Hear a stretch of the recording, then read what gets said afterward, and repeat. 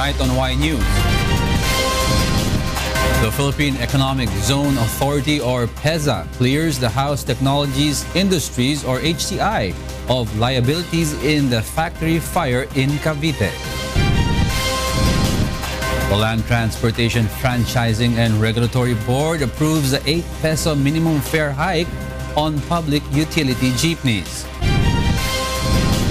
The Philippine National Police holds the list of NDFP consultants ordered to be arrested by President Rodrigo Duterte. The Counterintelligence Task Force or CITF launches its hotline against police abuse. U.S. Secretary of State Rex Tillerson assures the Filipinos with legal documents in the United States of their safety from the new immigration policy. And the Malacanang Kamao has now secured a slot in the semifinal round of UNTV Cup Season 5. Y News begins now. From the UNTV News and Rescue Command Center, this is Y News with Angelo Castro III and Darlene Basingan. Good evening. The Philippine Economic Zone Authority clears House Technologies Industries or HTI of liabilities in the recent fire that happened in its factory in Cavite. Ray Pelayo will tell us why. The UNTV drone has captured how a massive fire has charred industrial materials inside the factory of House Technologies Industries or HTI in an economic zone in Cavite. Around 56 fire trucks have joined forces to extinguish the fire that reached Task Force Delta. Based on the initial investigation of the Philippine Economic Zone Authority or PEZA, there were no violations on the part of the management of HTI. Also, PEZA declares what happened as mere accident. The fire friction of that wood cutter was absorbed by the vacuum cleaner, including the paint, the odor of the paint. No? So, maybe some of those fire frictions went inside the bag that put all the dust. So doon siguro pumasok yung fire frictions. Kaya biglang pumutok. PEZA has the jurisdiction in managing economic zones in the country, including the safety of employees working in the area. HTI undergoes regular inspections twice a year by PEZA. The latest was in July last year. PEZA attests that the company always complies with the safety standards, and in fact, the group of companies where HTI belongs always win the fire drill competitions. The fire was caused, it was a mere accident. It was a mere accident because even the storage of the chemicals was not hit by the fire. However, the Associated Labor Union of the Philippines insists that the visitorial power should be returned to the Department of Labor and Employment in order to ensure the safety of employees. Most likely talagang hindi nasunod dahil nagkaroon nga ng ganitong insidente. Dahil yung mga makinang yan, kapag hindi siya minomonitor at hindi siya inilagay sa tamang standard, talagang magkakaproblema yan. The ILG is planning to have a surprise visit in the burnt factory. Ang problema kasi sa sunog sa Cavite, sa loob yan ng PISA, no? Philippine Export Zone Authority. So parang gobyerno yan sila. Hindi kami makapasok. Ang fire namin hindi maka-investigate, hindi maka-issue ng certificate. Pero yun lang, pag nasunog sila, talagang papasok kami. Ray Pelayo, UNTV News and Rescue, Philippines. Starting the third week of February, the minimum fare in public utility jeepneys will be adjusted from 7 pesos to 8 pesos. Joanna will tell us why. The Land Transportation Franchising and Regulatory Board or LTFRB has approved the petition of several transport groups to increase to 8 pesos the minimum fare in jeepneys. The minimum fare hike will take effect in all jeepneys plying through Metro Manila, Central Luzon, Calabarzon, and Mimaropa. LTFRB says the fare increase is due to the increasing prices of petroleum products in the market. The request namin na ibalik yung aming pamasahe doon sa original na pamasahe namin. Lumalabas ngayon ay tuloy-tuloy naman ang pagtaas na umabot na ng 37 per liter. The board provisionally granted the increase from 7 to 8 for PUJs. Meanwhile, the National Center for Commuter Safety believes the fare hike is reasonable and would help jeepney drivers earn enough money. Hindi magiging pabigat, napakaluwag sa aming loob na ito ay isama at makibahagi sa pang-araw-araw na dinadanas ng ating mga drivers. Meanwhile, aside from passenger jeepneys, LTFRB also approved the petition of some taxi operators to return to 40 pesos the flag down rate in taxi cabs. The agency, however, clarifies that the approval covers only the taxi companies under the Panay Taxi Operators, Cebu Taxi Operators, and Philippine National Taxi Operators Association. LTFRB has decided only the flag down rate petition and has yet to study other petitions of taxi operators. Joan Nano, UNTV News and Rescue, Makati City. The Land Transportation Franchising and Regulatory Board, or LTFRB, has warned transport groups against forcing jeepney drivers to join their transport strike. Joanna is back to tell us why. Hundreds of passengers were stranded earlier due to the transport strike held by transport groups Samahan ng mga Tsuper at Operators sa Pilipinas, or Stop and Go. The transport strike was in protest of the government's planned jeepney phase-out and modernization program for passenger jeepneys aged 15 years and above. Many passengers, including workers and students, were stranded, while others decided to just go home due to difficulty in commuting. Papunta po kami sa Krami, matagal po puno po yung sasakyan. Okay, mahirap po Traffic po masyado. Some protesters also block other jeepney drivers and force them to join the transport strike. In line with this, LTFRB has warned the transport groups that allegedly harass other jeepney drivers to join the strike. We gave instructions now to the Regional Director of NCR. Papahanapin namin sino mga franchise holders nitong mga nandito. On the part of LTFRB, definitely yung may mga plate numbers na nasa amin, ginagawa na yung mga show cause orders nila. Meanwhile, the president of the Stop and Go group and some of its members had talked with LTFRB about the proposal of phasing out all jeepney units. However, the group is not convinced of the jeepney modernization plan offered by the government. Ang gusto namin ito is scrap mo muna ito, pag-usapan natin kung gagawin na mga policy, hanap na kami. Basta wala kami nabuot. The group decided to postpone their transport strike and will plan for their next protest. Joan Nano, UNTV News and Rescue, Makati City. The newly renovated LRT Line 1 opens today. In line with this, management of LRT announces a possibility of an increase in train fares. Aga Kakbay will tell us why. President and CEO of LRMC, or the Light Rail Manila Corporation, Rogelio L. Singson, says passengers of LRT Line 1 can now expect a smooth ride after the opening of the newly renovated LRT1 Doroteo Jose station. The second major component or obligation is station improvements. And that's why this major event, the first station, is important because we will improve and give the same look in all of the 20 stations. Singson adds the renovation of the Doroteo station is just the first phase of their 500 million pesos station improvement project. Among the renovations are the installation of clearer signages, LED lights and fixtures, painting works, and the complete restoration of all elevators and escalators. The LRT management also plans to put up food and non-food kiosks, retail spaces, and ATM machines to make goods and services available to commuters. LRMC also targets to renovate next the two biggest stations of LRT, the Central and Baclaran stations. However, Singson has announced that with the improvements come the possibility of fare hikes.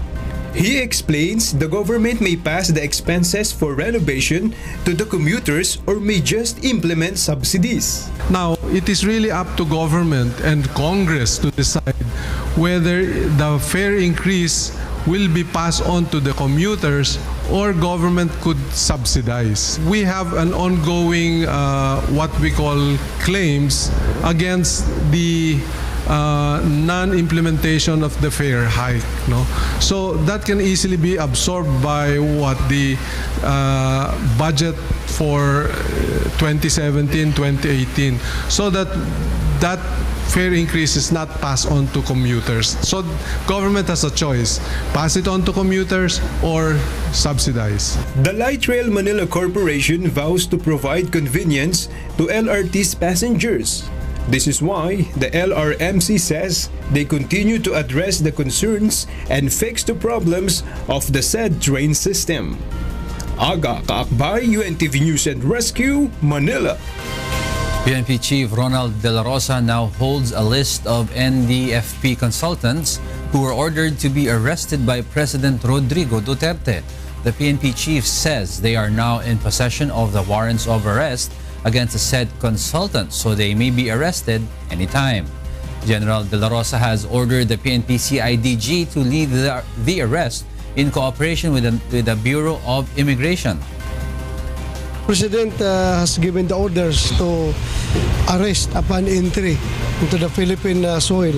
Yes, sir. Ay, yung mga nakauwi, hanapin na lang natin dito at dito na arrestuin sa Pilipinas. Justice Secretary Vitaliano Aguirre says the peace consultants of the National Democratic Front who participated in the peace talks with the government can be arrested if they have violated their bail conditions. Roderick Mendoza will tell us why. President Rodrigo Duterte has ordered the arrest of the peace consultants of the National Democratic Front following the suspension of the peace talks between the government and the communist rebels. The issue now is whether or not the 19 NDF consultants could be validly arrested considering they were granted bail by the courts last August. The consultants, including spouses Benito and Wilma Chamzon, the alleged NPA leaders, were given temporary liberty to participate in the peace process.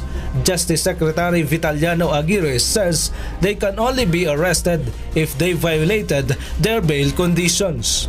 Mapuporfit mo lang naman yung bail kung you violated the conditions of the bail. Otherwise, kung hindi pa na-break yung condition ng bail, then hindi mo na siguro sila ma-aresto. A lawyer for the consultants, Attorney Edri Olalia, believes only the courts can order if they can be validly re-arrested. He further stated that the government and the rebels already agreed that the temporary liberty of the consultants will be effective for the duration of the negotiations. Despite President Duterte's suspension of the negotiations, the parties has not terminated the peace talks, and hence his clients still enjoy immunity from arrest under the Joint Agreement on Safety and Immunity Guarantees or JASIG. A lawmaker also says the arrest of the consultants will be illegal unless the court has already forfeited their bail. Kung wala pa hong inisyo or hindi pa kinancel ng court ang bail ng isang detainee, no, na out on bail, then there is no reason for the military to arrest these consultants. However, Secretary Aguirre said now that the talks are suspended, the consultants should voluntarily surrender and return to detention as a gesture of good faith. Roderick Mendoza, UNTV News and Rescue, Manila. A lawmaker stresses that the erroneous arrest and detention of NDFP peace consultant Ariel Arbitrario could be a ground to file for an arbitrary detention complaint against authorities. Victor Posare will tell us why. From his arrest at a Task Force Davao checkpoint in Barangay Sirawan, Toril, Davao City, Ariel Arbitrario, a peace consultant of the National Democratic Front of the Philippines, and his companion Roderick Mamuyak remained inside the main office of the Criminal Investigation and Detection Group Region 11 the whole day. However, a lawmaker insists that the apprehension of Arbitrario was baseless. Anak Pawi's Party List Representative Ariel Casilao said the bail released by the court for Arbitrario for him to be able to attend the peace talks is still in effect. Also, the peace consultant is protected by the Joint Agreement on Safety and Immunity Guarantees, or JASIG, which is still in effect up until the peace negotiations has officially been terminated. While there was an initial statement of the President that suspending the negotiation, processes requires that it should be followed, one, to formally notify in writing the peace panel, both parties, the GRP and the NDFP, and of course notify the third-party facilitator, the Royal Norwegian Government. Within 30 days upon receipt of that notification, diyan pa po sana dapat ma-determinate formally yung negotiation. So, we consider this kumbaga, a shortcut in violation of the processes. Congressman Casilao says the arrest and detention without legal basis is enough ground to file a complaint for arbitrary detention against authorities. With regards to the statement of the President, while we understand under a very high tension and high emotional precedent or yung pretext ng kanyang statement is with emphasis doon sa galit niya, it should not be interpreted by security forces as an automatic, no, because may process yan. The apprehension of Arbitrario came after the pronouncement of President Rodrigo Duterte that he is already scrapping the peace talks with the Communist Party of the Philippines, and he wants all NDF peace consultants that were given temporary liberty to be back in prison. Colonel Erwin Bernard Neri of Task Force Davao said the apprehension was born out of an information they received that a white pickup van will pass by the area boarded by personalities that are subject of arrest warrants. In a statement, Joint Task Force Haribon Commander Brigadier General Gilbert Gapay said the subject of the operation was Roderick Mamuyak, who has a standing warrant for murder. Mamuyak is a liaison officer of the Southern Regional Committee of the New People's Army. It just so happened that Arbitrario was with Mamuyak. Not until 4 p.m., gistorya nila ang lawyer namo og nagpresent og warrant of arrest to a certain alias Coco.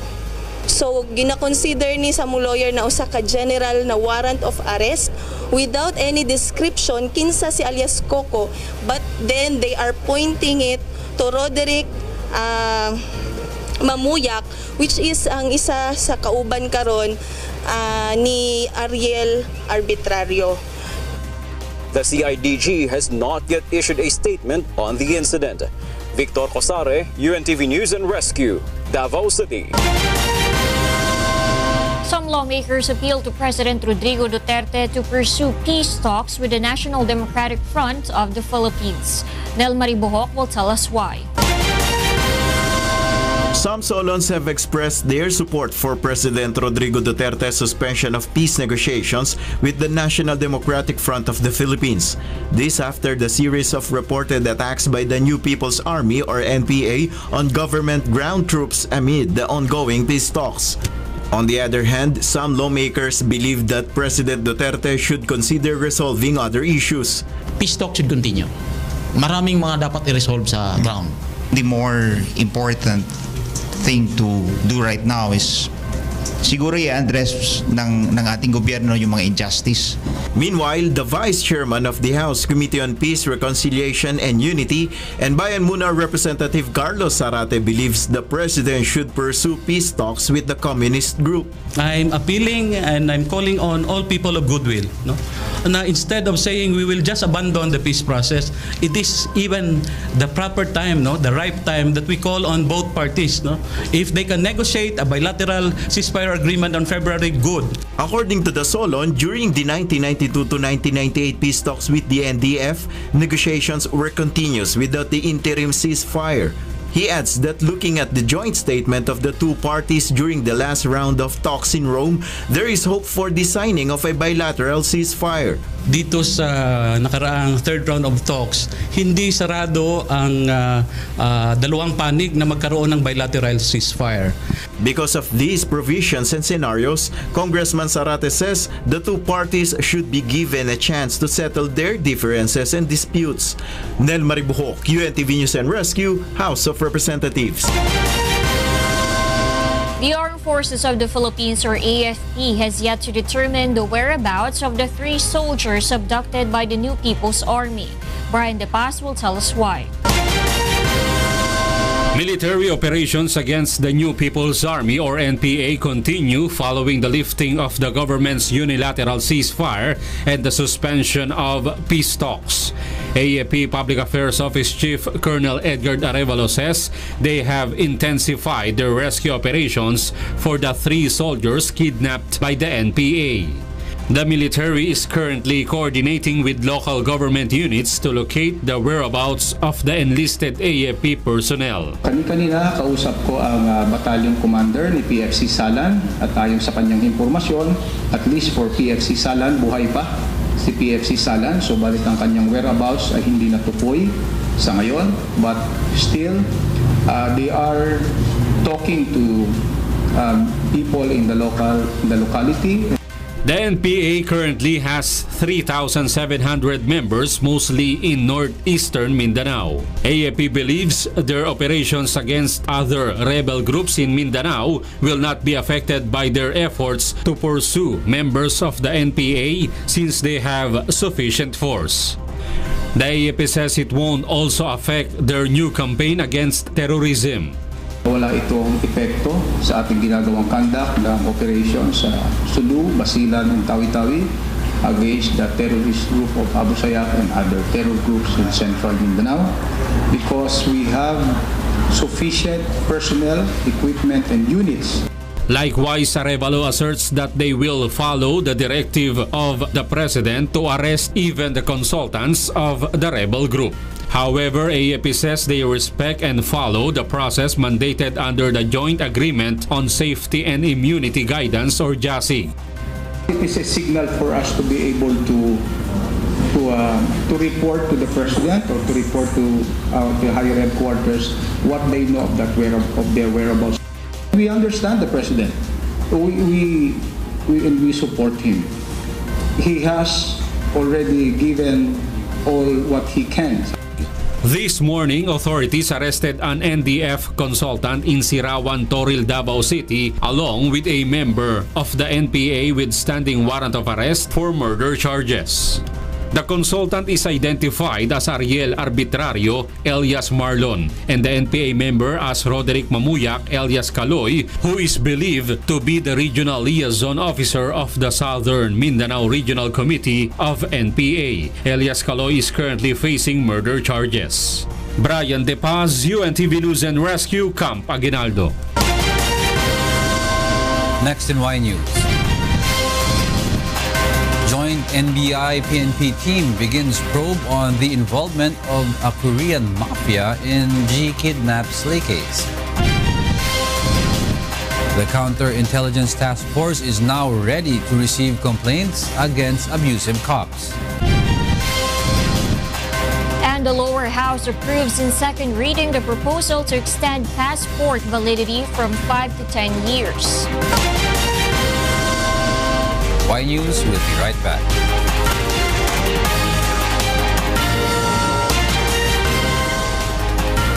The Joint PNP-NBI Task Force is now investigating the possible involvement of an alleged Korean mafia in the abduction and killing of Korean businessman Ji Ik-ju.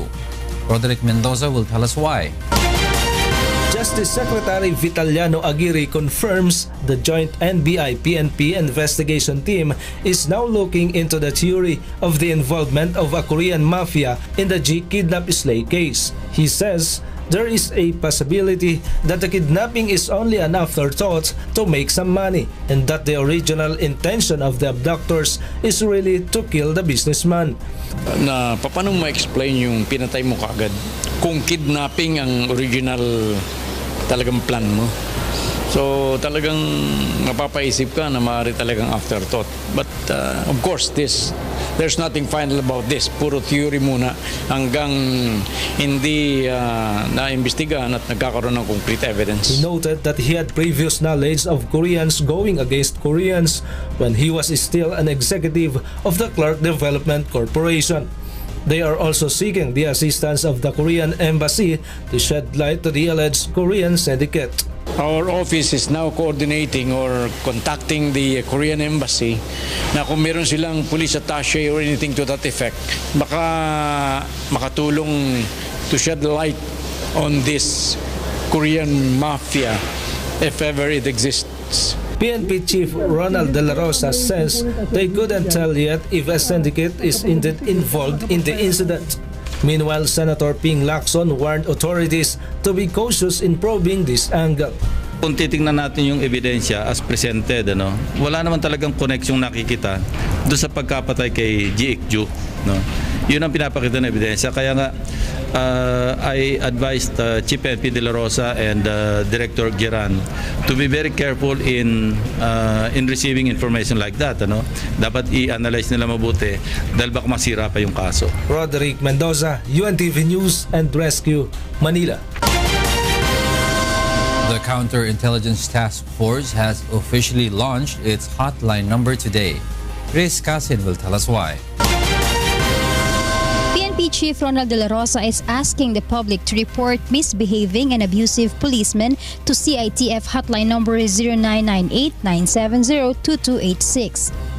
The PNP chief clarifies that all reports will undergo validation of its legitimacy to prevent harassment of policemen. Hindi pwedeng porque galit ka lang sa polis, tatawag ka sa hotline ng CITF, sir, itong polis na ito, sir, nangingikil, nangungutong, gano'n-gano'n. Hindi naman namin diretsong barilin yung polis na yan. I-validate muna namin. To hasten the process, the CITF will coordinate with PNP's regional offices to investigate on some of reported incidents of abuse or misbehaviors. Kung yung report is actionable, mga minimal muna, ibigay natin doon sa region or sa kung saan yung tao para madali ang aksyon. After a complaint has gone through validation, CITF then begin the investigation. If proven true, they may recommend of police officers dismissal from service. Second cases, kaya nga may component sa IDG dyan para makapag-investigate and makapag-file ang kaso.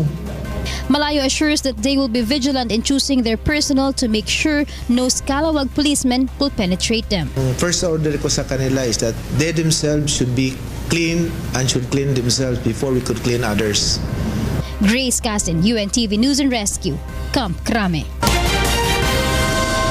Police Chief Director General Ronald De La Rosa will present more than 300 rogue cops to President Rodrigo Duterte soon. Instead of sending them to Subic Bay for retraining, the erring policemen will be tasked to remove water lilies in Pasig River. Lea Ilagan will tell us why. Will be suspended, all of them. Tapos mag-report sila dyan sa Malacanang. Dyan sa opisina ko. Magtindig sila lahat dyan until I decide what to do with them. Bakit yung retraining to be more the better scalawag than what you are? PNP Chief Police Director General Ronald Bato de la Rosa will soon bring to Malacanang more than 300 earring policemen in line with the order of President Rodrigo Duterte. However, the PNP chief says the earring policemen will still undergo retraining to instill in them again the importance of discipline as part of the PNP's internal cleansing. And while waiting for the President's decision, Bato says all 387 NCRPO caps with minor offenses will be tasked to remove water lilies in the Pasig River instead. I am now ordering the RD of NCRPO to have these 300 plus policemen to report here to Camp Crame para sasamahan ko, dadalhin ko sa Malacanang, pa-permission ko doon sa harap ni Presidente para mag-start na sila maglinis sa Pasig River. The 387 earring caps are composed of 15 police commissioned officers, 371 police non-commissioned officers, and 1 non-uniformed personnel. From July 1, 2016 to January 30, 2017, 46 NCRPO caps were removed from service, 63 were suspended, 4 were demoted from their ranks, and 79 were assigned to Mindanao. Karamihan itong 300 plus, ito yung mga minor offenses which are not grounds for separation from the service. Kagaya ng mga absences sa duty, yung late in reporting to work, yung mga simple infractions na ganun, which we consider this policemen as reformable. And unlike yung mga grave offenses na talagang involved sa krimen, mga heinous crimes and mga organized crimes, we consider this policemen as beyond economical, moral, and spiritual repair. For every policeman na tinatanggal, may 10 na papalit. Kaya we don't have to worry about depleting our police forces. This is why the police chief believes it would be better if the PNPs want to train police recruits or those who want to become cops. Currently, it is the Philippine Public Safety College or PPSC that trains police recruits. However, the National Police Commission believes otherwise. 50-50 pa rin ang ating pag-consider dapat yan because there are pros and cons ng bawat scheme, no? But to me, it's early to say muna ngayon.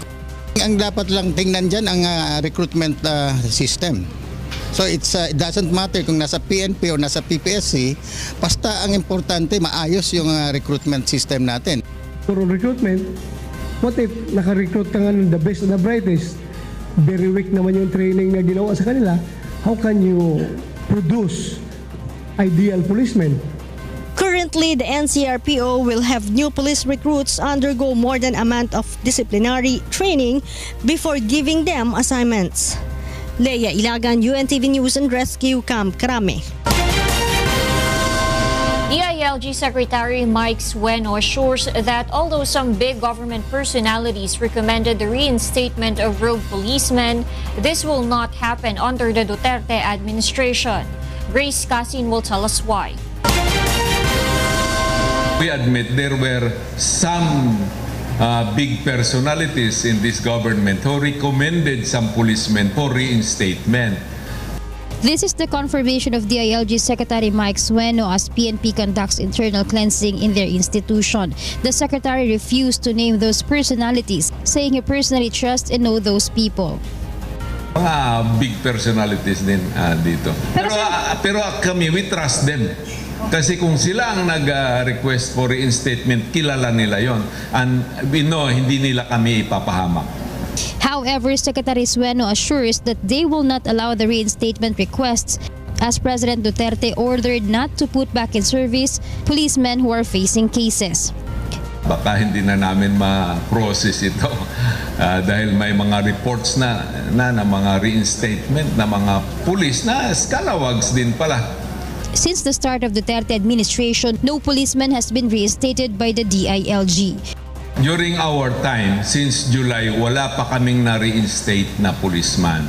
So kung may na-reinstatement, I think mga 37 ito. It happened during the previous administration. President Duterte and PNP Chief De La Rosa are both strict on issue of reinstating policemen so as not to have a repeat of what happened to SPO3 Ricky Santa Isabel, who after getting acquitted and reinstated in service had once again got involved in a killing and kidnapping case. Grace Casin, UNTV News and Rescue, Camp Crame. The National Police Commission has decided on the cases filed against 2 of the 5 former and current police officials tagged by President Rodrigo Duterte as narco generals. Leia Ilagan will tell us why. We are done with that, with 2 generals, and we have already submitted our findings and our decision to the Office of the President. National Police Commission has finished its investigation into the 2 narco generals tagged by President Rodrigo Duterte. NAPOLCOM Vice Chairman Rogelio Casurao says the agency already submitted to the Office of the President the result of their probe and recommendation regarding the case. The official, however, refuses to divulge to the media the details of of their investigation, saying it's up to the President to decide on whether to disclose its results. In no time, I think the Office of the President is going to make a formal announcement on this, but I'm not privy to what it's going to be because we might be preempting the Office of the President. Two of the narco generals are former NCRPO Director Joel Pagdilaw and former QCPD Director Police Chief Superintendent Edgardo Tino. NAPOLCOM, however, has no jurisdiction over the former Police Deputy Director General Marcelo Garbo and former Police Chief Superintendent Vicente Loot, who is currently the Mayor of the Anbantayan Cebu. Meanwhile, investigation is still ongoing against Police Chief Superintendent Bernardo Diaz. Leia Ilagan, UNTV News and Rescue, Camp Crame. Senate will resume this week its hearing on alleged cases of tokhang for ransom. Joyce Balancho will tell us why. Aside from alleged cases of kidnap for ransom perpetrated by rogue cops, the Senate will also tackle this Thursday the report of the Amnesty International, saying that the Duterte administration committed crimes on humanity in its war on drugs. Senate Committee on Public Order and Dangerous Drugs Chairman Senator Panfilo Lacson says they have sent a letter to the Amnesty International to ask the group for the sworn affidavits of people who served as sources or basis of their report. Siyempre, kailan may basihan din at ang basihan dapat merong talagang testimonya yung sinasabi nilang source ng information nila at dapat may responsibilidad din na panagutan kaya kailangan sworn statement yung makita namin. Lacson says he will look into the matter even though there hasn't been any resolution from any senator. The Commission on Human Rights, on the other hand, says they will also help in validating the report of the agency. Ang Amnesty International ay humingi rin ng tulong sa amin noong sila ay nagsasagawa rin ng kanilang sariling pananaliksik at bahagi rin ng pagkipagtulungan namin ay yung na-refer namin sila at na-coordinate doon sa mga kaanak ng mga naging biktima ng HAK at sa mga testigo.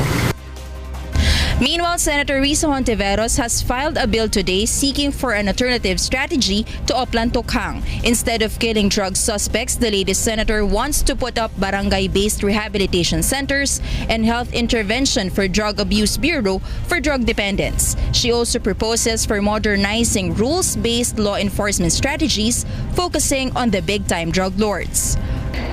Itong abusive war laban sa droga ay dapat i-stop permanently. At lahat ng mga responsable para sa libo-libong napatay, lalo na dun sa ilalim ng mga questionable at outright extrajudicial circumstances ay dapat rin pong managot. Joyce Balancho, UNTV News and Rescue, Senate of the Philippines. Interior Secretary Ismael Sueno admits that the Philippine National Police is currently in deep crisis. This following controversies that implicated some of its members, especially in the kidnap and murder of Korean businessman Ji Ik-ju. Sueno says that although the entire police organization is very much affected by the issue, he is so hopeful that through the internal cleansing by the PNP leadership, the PNP will regain people's trust. We cannot deny that we are facing a crisis in this agency. Alongside the ongoing crisis that President Rodrigo Duterte's administration has faced and must overcome in battling drugs, corruption, and criminality. Sueno encourages each police personnel to take part in the cleansing program and bring back the spirit of patriotism in the PNP. The local government of Quezon City plans to adopt the concept of Oplan Tokhang. They will just call it home visitation. Monokson will tell us why. The concept of Oplan Tokhang will be pursued by the local government of Quezon City in all barangays under their jurisdiction. It will be called home visitation that will be led by the barangays with the help of the Dangerous Drugs Board, Philippine Drug Enforcement Agency, and the Quezon City Anti-Drug Abuse Advisory Council or CADAC. All who will surrender voluntarily will be put under rehabilitation and eventually be trained for livelihood projects. So when you talk about tukhang in the real sense of the word, tuloy-tuloy pa rin kasi ito ay trabaho ng BADAC at kasama ang KADAC. Ngayon ang PDEA kasama. So we can still request known drug users to surrender voluntarily and they will be given the appropriate interventions. The Commission on Human Rights warned the local government regarding this activity. Baka mamaya, nagkakaroon lang tayo ng iba't ibang terminolohiya lamang, kaya lang pare-pareho pa rin yung metodolohiya na pinapatupad natin. So eventually, magbubunga pa rin ito sa mga paglabag ng karapatan na hindi natin ninanais. Meanwhile, 10 barangays in Quezon City has been declared by KADAC as drug-free. This include Barangay Maharlikha, Phil-Am, Teachers Village East, Paligsahan, Laging Handa, Novaliches Proper, Capri, Greater Lagro, Greater Fairview, and Barangay New Era. A barangay is considered drug-free when there is no presence of a drug facility and drug personality in their community. Barangays will remain drug-free within 3 months. After this, they will again undergo assessment to ensure that they will pass the standards. The local government also identified barangays that are hard to convert into a drug-free community due to the large population like Barangay Payatas, Commonwealth, Batasan, Bagong Silangan, and Barangay Holy Spirit. Mon Hocson, UNTV News and Rescue, Quezon City. President Rodrigo Duterte will not push for the creation of an independent commission while awaiting the result of the investigation of the Office of the Ombudsman on the botched Oplan exodus, which led to the killing of SAF 44. Rosalie Cos is in Quezon City to tell us why live. Yes, Rosalie, go ahead. Yes, good evening, Diego. President Rodrigo Duterte revealed that he will not push for the creation of an independent commission which will investigate the Oplan exodus, in which 44 PNP Special Action Force members were killed in Mamasapano, Maguindanao on January 25, 2015. The president said he will await the result of the investigation of the Office of the Ombudsman.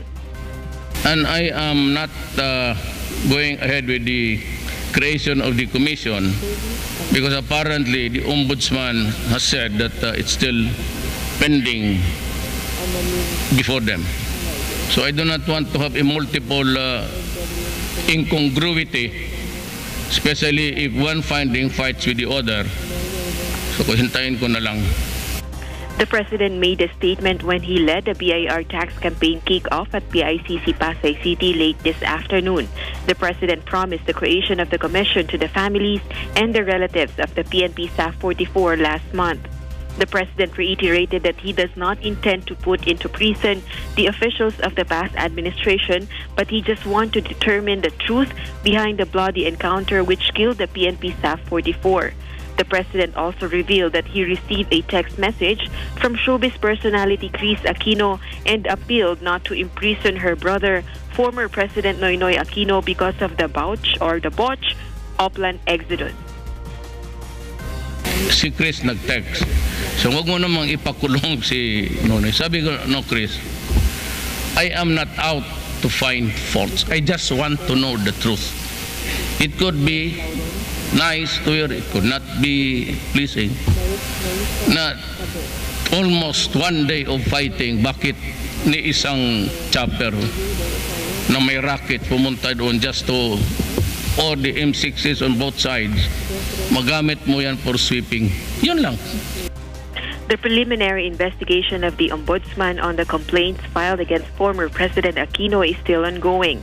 Meanwhile, President Duterte reiterated he will fulfill his promise of resolving the problems of the country on illegal drugs and corruption.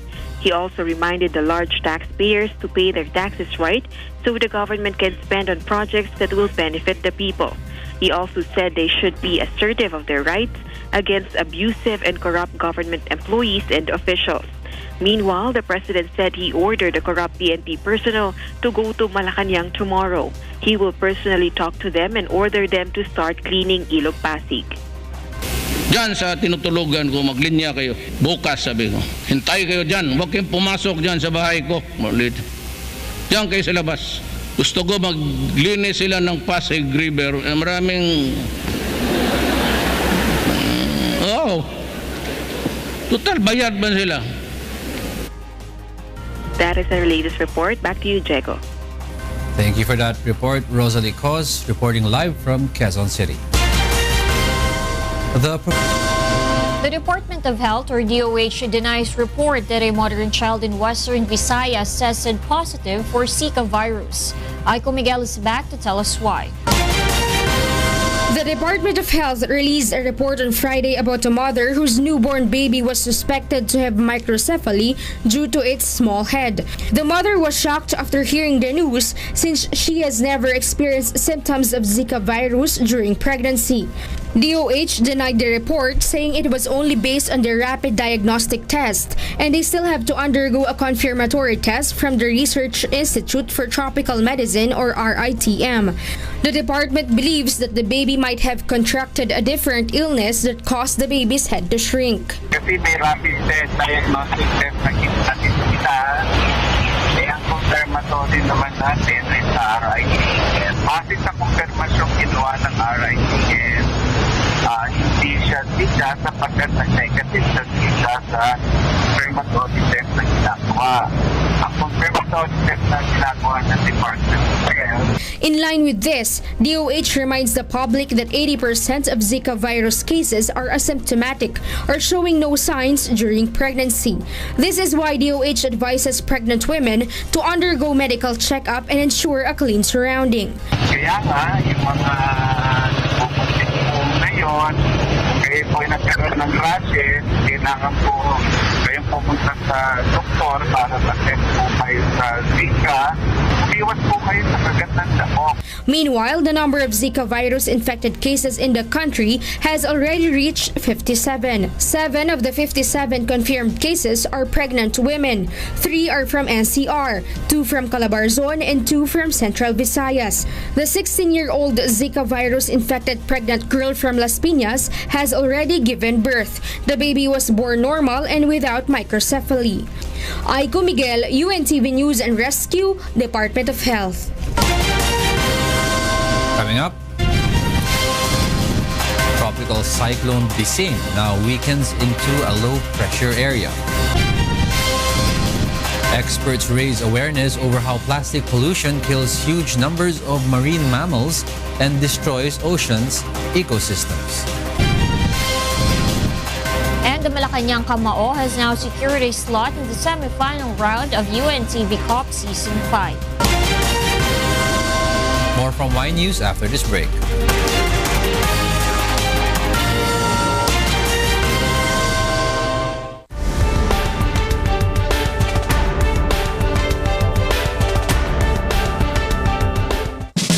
Y News would like to thank the following: LJ Nature's Trading, Sparks Outdoor Advertising. We serve the best to advertise your business.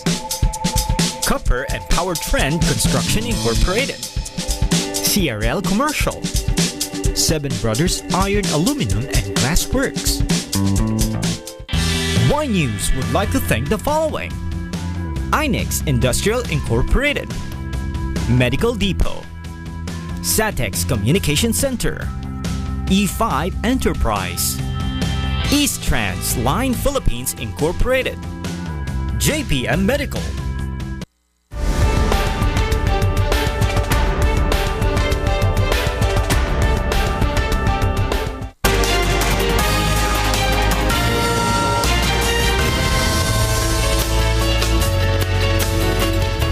Tropical Depression Bising weakens into a low-pressure area, or LPA. As of 4 p.m. today, it is estimated at 690 kilometers east of Juban, Sorsogon. It has no direct effect in the country, and it is moving away towards the eastern boundary of the Philippine Area of Responsibility. Pag-asa says the northeast monsoon is still affecting the northern and central Luzon. Batanes and Calayan will experience light rains, while Metro Manila and the rest of Luzon will have isolated light rains and thunderstorms.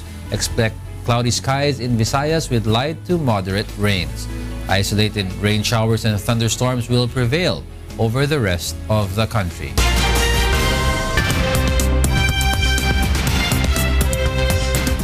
An autopsy carried out last week on a beached whale in Norway shows it had 30 plastic bags in its stomach as well as other plastic items. Jovic Bermas will tell us why. Some 30 plastic bags are found in the stomach of a beach whale that was put down after showing signs of distress, found on the island of Sotra, near Bergen last weekend in Norway. The autopsy also showed that its intestinal system was completely emptied of food, and all indications pointed it had been in pain. Several attempts were made to chase the 6-meter-long Cuvier's beaked whale back into the sea on January 29th, but eventually the whale had to be shot and it was later taken away to be examined. Så her har vi da lagt ut innholdet. I volum, så når du presser alt dette her sammen, så fikk jo alt sammen plass i den boksen her da. Men her ligger jo totalt kanskje 30 ulike plastposer, og så det i tillegg en del plastflak som denne hvalen har fått i seg. He says the longest of the plastic bits had been more than 2 meters long. Jeg tror jo at hvalen har hatt det vondt. Jeg tror ikke at dette har vært noe behagelig å ha i magen. Og jeg tror jo at det som ligger her forklaringer på at dyret oppførte seg så rart og strandet da ute på Sotra forrige helg. The whale's intestinal system was devoid of food, Norwegian media said. Leslie Van said there were plastic bags from several countries in the whale's stomach and called plastic waste in the oceans a huge international problem. Experts have sounded the alarm over how plastic pollution kills huge numbers of seabirds and marine mammals and destroys ocean ecosystems. Some plastic objects like discarded fishing nets kill by entangling dolphins, sea turtles, and other animals. Pieces of plastic frequently get stuck in the throats and digestive tracts of marine animals. Jovic Bermas, UNTV News and Rescue, Europe.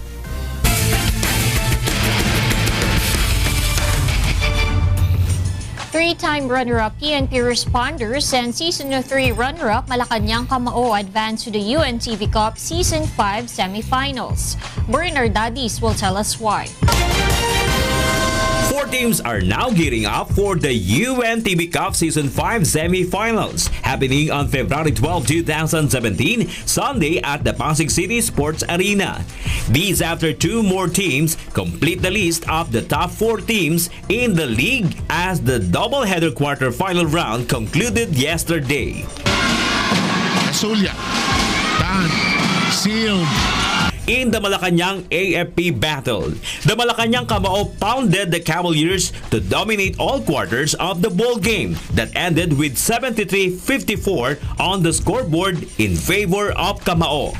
Coach Louis Gonzalez led the Kamao for the win, which transports them to a match against the rookie team BOC Transformers in the semi-finals. On the other hand, Coach Sunny Manukat's side exits the league after the loss with a promise to bounce back next season. I have to give credit to Malacanang. Siguro nakapag-prepare sila ng gusto. So, high moral for them. Pero, mabawi kami. Di ba? Defending champion, di ba? We'll take it one game at a time pa rin. And next ready for the next season. Big setup. Hirap. Oh, beautiful shot. And in the responders firefighters collision, the PNP showed brilliant offense and defense in slamming the firefighters and extinguishing them from the league.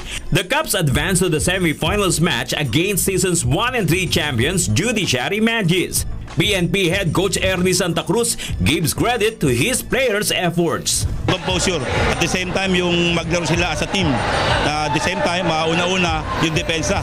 So, nag-materialize naman yung naging preparation namin against BFP. On the other hand, the firemen settled for a 6-won games and 5 lost games record as they exit the tourney with Coach Ramon Garcia proud of his side's performance this season. He also thanked all the fans and supporters of the BFP Firefighters. Siguro medyo masasabi namin we're party with the other teams na rin. No? medyo maganda rin pinakita namin this season. We were able to beat the number 1 team.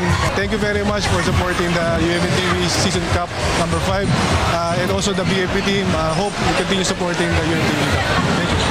Watch out as the UNTV Cup Season 5 semi-final round brings more hardwood action as the Malacanang Kamao, BOC Transformers, Judiciary Magis, and the PNP Responders battle for the 2 slots in the Best of 3 final series. Bernard Danis for UNTV Cup Season 5. An attraction in Hamburg has built a wall around its 3D display of the United States. Nino or Emilio will tell us why. American tourists in Germany are amused by a new satirical addition to Hamburg's entertainment park Miniature Wonderland, a wall around a 3D model of the United States. Complete with fake barbed wire, the wall also bore the message, "Let the world be great again," in graffiti letters.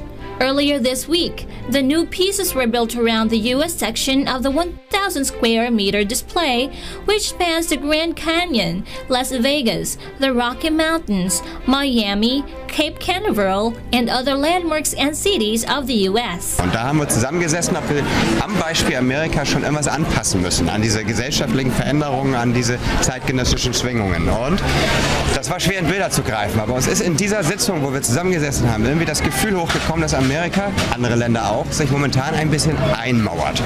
Dann hatten wir den Wunsch, komm, dann machen wir einfach erstmal etwas, was eigentlich nicht direkt mit der Modelleisenbahn zu tun hat. Wir stellen eine Mauer als Bild für diese ideologische Mauer vor die Anlage. Plenty of American tourists came to the attraction for a glimpse of what very well could be a part of the country's future. I think it's a good use of humor, which is what the world needs, I think, right now to help cope with what's happening in our country. There's obviously a very serious aspect to that, but having humor and using that to illustrate a point, I think, is very clever. Yeah, I think it's great. I think it shows sense of humor. It shows reality of what it should be, and hopefully points out the fallacy of what's going on. The model railway attraction, located in Hamburg's historic Speicherstadt district, is among the largest of its kind in the world. Ninya Armilio, UNTV News and Rescue, Philippines. Those are the reasons behind the news, February 6, 2017. I'm Angelo Castro III. Reasons we delivered to you as they unfold. I'm Darlene Basingan. Because we need to know, we will always ask why. Thank you for watching Y News.